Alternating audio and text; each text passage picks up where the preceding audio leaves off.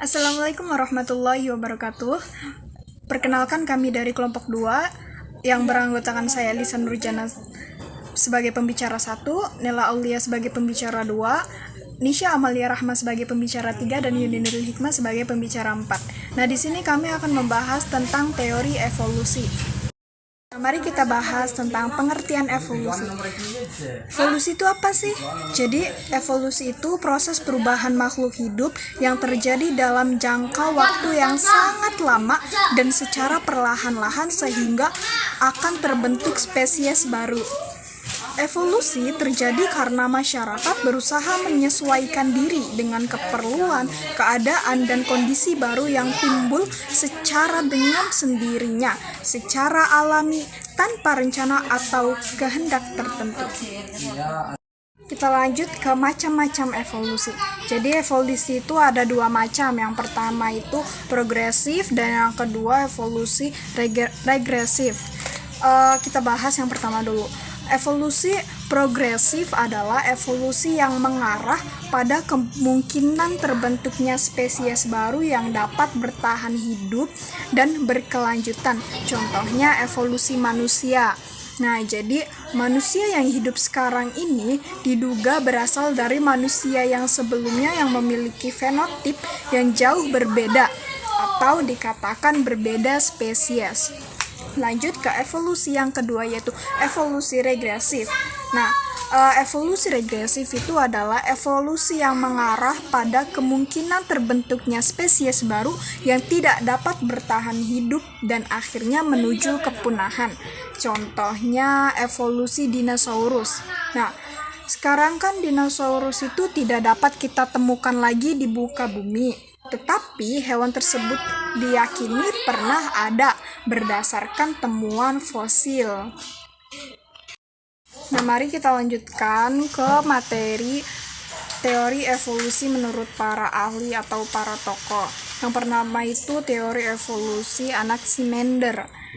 Jadi manusia itu berevolusi dari makhluk mirip ikan yang pindah ke darat. Nah, gimana tuh? Jadi menurutnya awal mula kehidupan di bumi itu adalah lautan. Seluruh makhluk hidup yang ada di atasnya, termasuk manusia nih, awalnya adalah seekor ikan. Panasnya matahari pun kemudian memunculkan daratan di bumi. Kemunculan daratan itu berdampak pada makhluk hidup di bumi yang sebagian kemudian berpindah ke daratan. Teori Empedokles. Kehidupan muncul dari lumpur dan tumbuhan kemudian berubah menjadi hewan, lalu tanaman-tanaman yang kompleks. Menurut filosof yang hidup di abad keempat sebelum Masehi ini berubah menjadi binatang. Namun, Empedokles berpendapat bahwa tidak seluruh tanaman kompleks berubah menjadi binatang. Hanya tanaman yang bentuk paling baiklah yang kemudian mampu berevolusi dan mampu menjawab seleksi alam. Teori James Hutton mengemukakan teori gradualisme yang menyebutkan bahwa bentuk bumi dan lapisan-lapisannya merupakan hasil perubahan yang berlangsung secara bertahap, terus-menerus, dan lambat dalam waktu yang lama. Teori Eramus Darwin. Eramus Darwin merupakan kakek dari Charles Darwin yang hidup pada tahun 1731 sampai 1802. Menurut Eramus Darwin, kehidupan di bumi memiliki asal-usul yang sama dan respon fungsional akan diwariskan kepada keturunannya.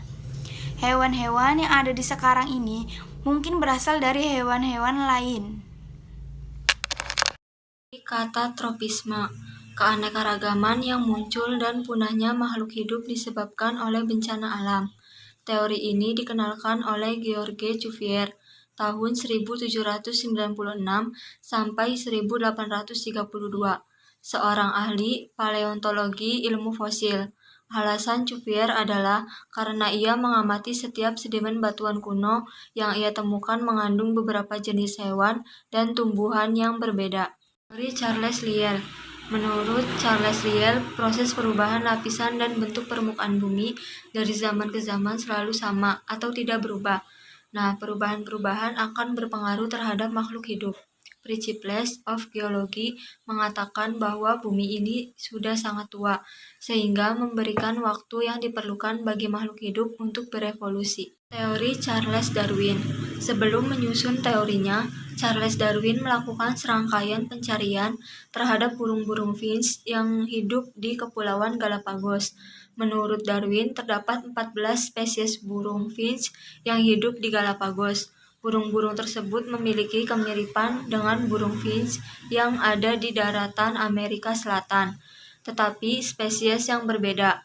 Kemungkinan burung finch yang ada di Galapagos semula adalah anggota populasi finch yang ada di Amerika Selatan, tetapi kemudian melakukan migrasi ke Galapagos.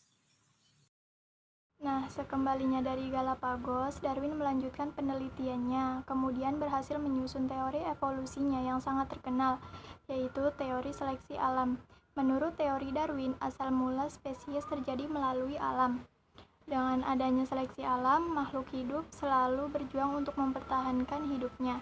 Hanya makhluk hidup yang dapat menyesuaikan diri terhadap perubahan lingkungan, yang dapat bertahan hidup dan memenangkan perjuangan untuk meneruskan keturunannya.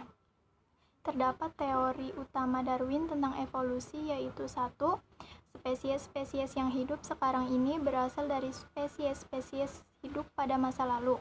2. Kejadian evolusi karena seleksi alam atau seleksi alam merupakan penyebab evolusi adaptif. Ada beberapa pengamatan dari teori utama Darwin, yaitu 1.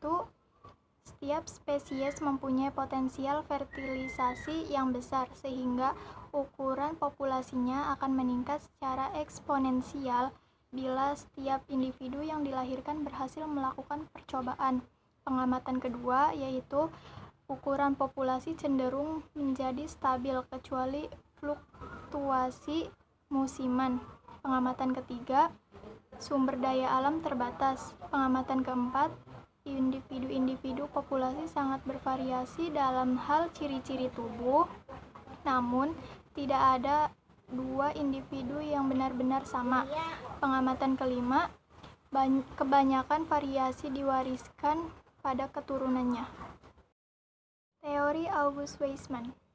Perubahan sel tubuh karena pengaruh lingkungan tidak akan diwariskan ke generasi berikutnya.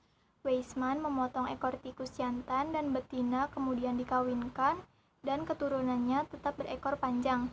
Perkawinan tersebut dilakukan hingga 21 generasi dan keturunan yang dihasilkan tetap berekor panjang. Ia pun menyimpulkan bahwa 1.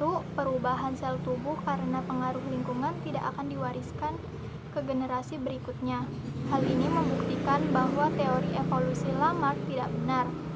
2. Evolusi adalah masalah pewarisan gen-gen melalui sel kelamin atau evolusi adalah gejala seleksi alam terhadap faktor-faktor genetika. Nah, sekian video dari kami. Semoga bermanfaat untuk kalian. Kurang lebihnya mohon maaf. Wabillahi taufiq wal hidayah. Wassalamualaikum warahmatullahi wabarakatuh.